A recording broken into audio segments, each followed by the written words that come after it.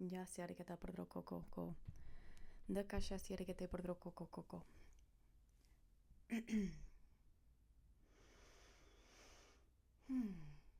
Highest praise. We bring the highest praise. Hallelujah.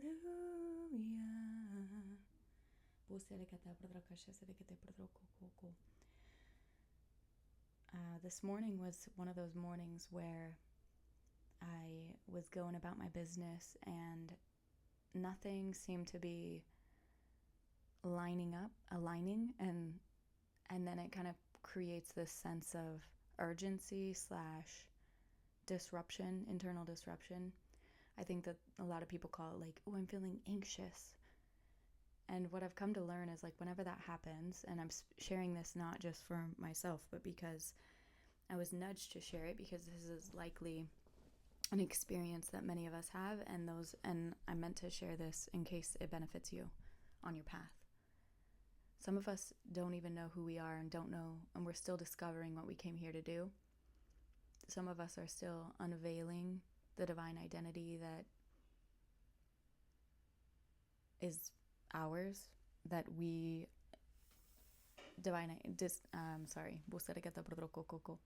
some of us are still unveiling our divine identity, and therefore we're still learning how to become our truest selves and how to unbecome all of the things that we've been taught to be because of the programming of culture, the programming of the world, the programming of the other ones, the blind leading the blind that don't know who they are either.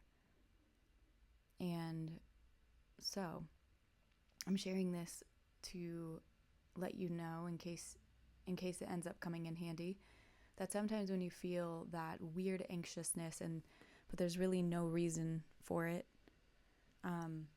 it might be because you're being called into your divine team meeting. And so take the time to unplug from the standard of what you do during the 3D time, and instead turn inward and tune in with the Spirit.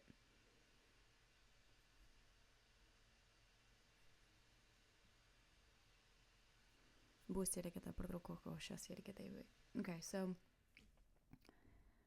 as you may know, we speak shalom. I speak a hedge of protection around every vessel under the sound of my voice and the soul within it.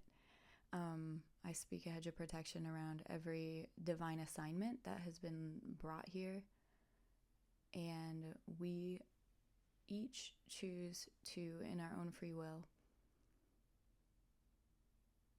align with the divine identity that was written for the highest good of the cosmos by the good shepherd, by the good creator that has the highest intentions, the best intentions for all, producing nobility, morality, purity, righteousness, the value system that creates balance and harmony, and we understand that just by choosing that value system, it automatically, for those who don't choose that value system, it automatically creates actually the opposite. And this is the paradox of it, because we are in pursuit of peace in the totality of divine alignment, and yet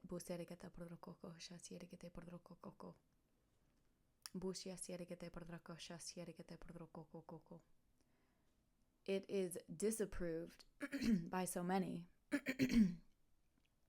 Clear. It is disapproved by so many, and therefore the tug of war that happens by the awareness of the choosing and by the illumination that there's a different way, and by the illumination that there are systems that are in place that are actually not for our highest good. So when we become aware of that, and then we begin to choose to opt out of those, the transition of the energy pendulum losing energy. And what I mean by that is like the group think energy pendulums just naturally desire to keep momentum, and by people leaving the energy pendulum, it loses momentum, and that threatens the existence of that system. And so everybody will feel, you will feel the dissonance of removing yourself from the energy pendulum that has been set up by the powers that be. And we know that it's written that there is a frequency that's called, the Prince of the Air, that's not necessarily, it's not, the pollution of it has not been transmuted totally yet, but the actual threat of it has indeed been defeated. It's only the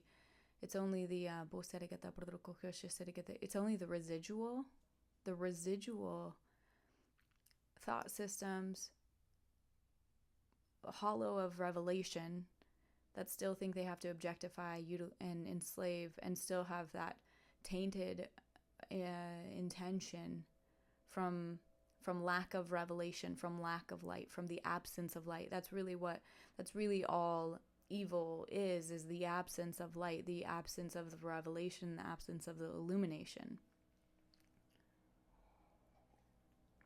So that's what we're dealing with. It's not that the enemy is some big threat, because it is, the enemy has already been defeated via the intention of the good creator, but we are still having to ever divide the value system of that versus the value system of the revelation of exceedingly abundantly far above anything you could ask, think, dream, or imagine. The good, whom the sun sets free is free indeed. So what does free indeed mean? What does that even look like? Can we fathom it? I am doing a new thing. Can you not perceive it? Can we? I'm like, make me perceive it. I don't know if I'm perceiving it. Only you know. So help me out. All right. So let's get into this. The point of that is, if you're ever feeling like that weird offness, first of all, it doesn't mean that you have anxiety. Don't take that onto yourself. You could just be going through a pollution moment in the collective that the collective is experiencing, and because you have that fire burning within you, it is you as part of your identity here is that fire transmutes the pollution. It doesn't mean you own it. It doesn't mean it's always going to be here. And the best thing to do is to pull out your spiritual toolbox and get in alignment with the spirit, and turn your focus into the higher things, the spiritual things, as opposed to spinning out in the 3D, if that makes sense. So I have had 2 scribed messages in the early hours of the 3 a.m.-ish hour on the 5th of November and the 11th of November. And this is a post 11/11 portal message. And I was nudged during that era, during those days, to go through the model prayer. And because these are order ups for our atmosphere, and it's something that we can daily declare over the atmosphere and over the divine collective, in order to just set the baseline. So here we go. These are the things. So it's Our Father in heaven, hallowed be your name. And that means, so that's like, hey, Creator, who resides in the ether, who resides outside of this realm, the Creator that created and that is outside of this realm, and yet is invested in us in a such a way that it's the way that a good parent would be invested in their children. Hallowed be your name. Let your name be kept holy. And the name isn't just, this is kind of something that we've, I think, in our culture lost sight of. The name isn't just like a label. The name is the inner characteristics and what a name is known for. So imagine in the times where there were like kingdoms, there was a name for the leader of the kingdom, and everybody knew that name as being a collection of attributes. And so this name, like the name is I am that I am, so it is and so it shall be. I am with you and I will go with you. Those are the attributes of the name. And that's why there's so many different names when talking about the Creator. Because they're really just descriptions of the nature of the Creator. And those that don't know the nature of the Creator don't have that illumination of the revelation of what we should be expecting. And our own imperfect experiences here in this crazy realm haven't helped a lot of the time in terms of what to expect from these labels, like, parent or spouse, etc., etc.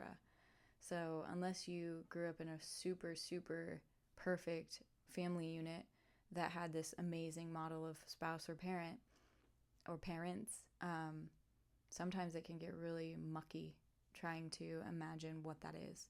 And that's why we pursue the mystery with the fullness of our existence, so that we can get to know what that is and what it looks like and align with it. Because when we're given the language for it, it allows us to script it, to write it down for ourselves, and then to read it over our atmosphere, over our lives, over our vessels, over our children, and release that expectation. And then also to remind ourselves how to align with that expectation.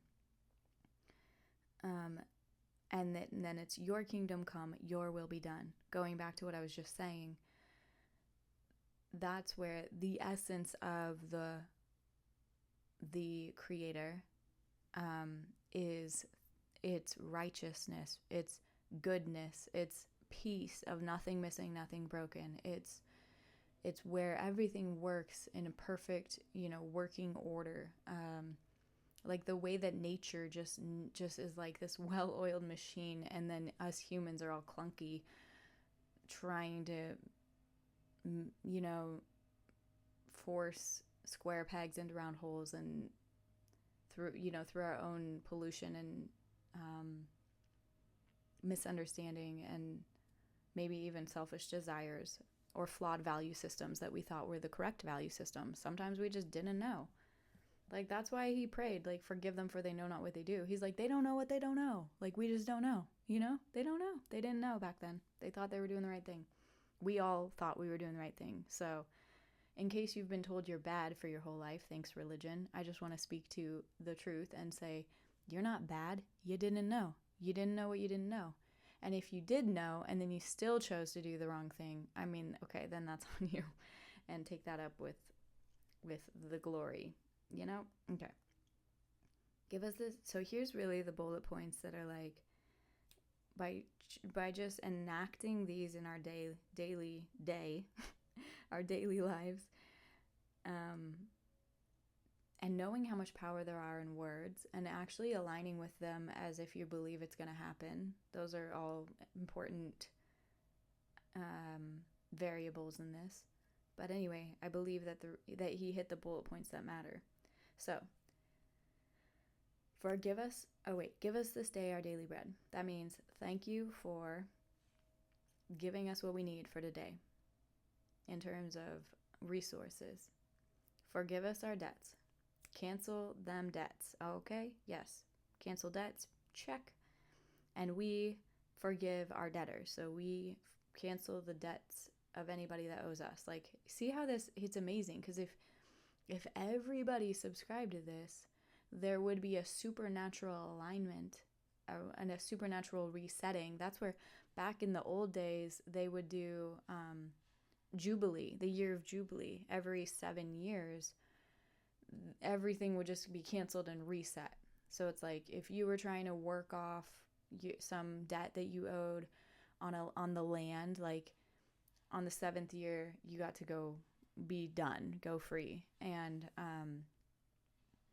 it's just like it was the system that everybody subscribed to. I don't know if if poor work ethic is something that caused that to go away, and people taking advantage of this beautiful system that could have been there to empower everyone and allow for a fresh reset. I don't know why it changed, but anyway, we choose to forgive our debtors, forgive us our debts, cancel, and do not lead us into temptation, but deliver us from the evil one. So it's like, just, hey, take me around that thing that's going to trick me, or that's going to lure me into something that's not for me. Take me around that. Take me around that, please. And also deliver, like, as in that pollution that's out there polluting, that's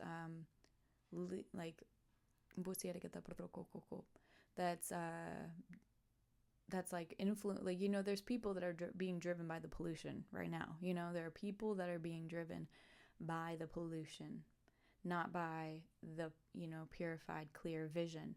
So it's like, save me from those guys because they're out there, and they look just like everybody else.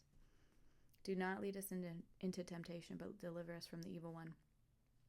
For yours is the kingdom and the power and the glory forever. Amen. And then he goes on, if you forgive men their trespasses, your heavenly Father will also forgive you. But if you do not forgive men, neither will your Father forgive your trespasses. And by the way, you can forgive them from a distance, okay? Forgiving them, this is biblical, when they went and were sharing the value system of this with people that had not heard of it. They were like, if they don't want any part of it, he was like, don't even bring the dust with you from their camp. He was like, shake the dust off your sandals and get to moving. Don't bring anything from their atmosphere into yours. You are not obligated to mix and mingle with that. You are not obligated to do that. Just, even though I feel like culturally we've moved a long way away from boundaries, and that in the spiritual culture, and that should not be how it is. So anyway, that was what I was sent here to do, and I hope that, let me see if there's anything else.